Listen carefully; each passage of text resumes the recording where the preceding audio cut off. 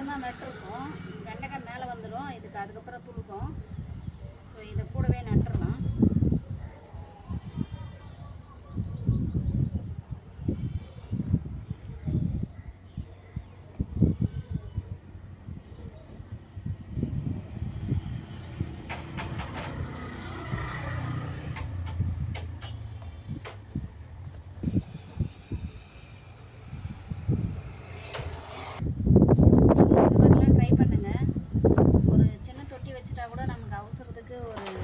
கடைக்கு போகாமல் இங்கேவே ஒரு 4 கொத்தமல்லியோ இல்லை 4 புதினாவோ கிள்ளி போட்டுக்கலாம்.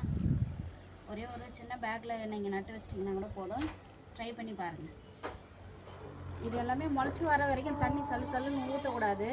விதை வந்து செதறும். ஸோ அதனால் லைட்டாக தான் ஊற்றணும்.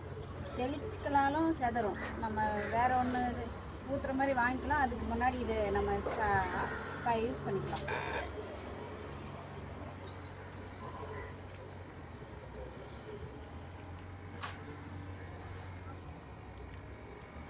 இந்த மாதிரி மெதுவாக தான் தண்ணி விடணுமே தவிர ரொம்ப தெளிக்கக்கூடாது. அதுமாதிரி தெளித்தோம்னா இந்த விதையெல்லாம் செதறி போயிடும்.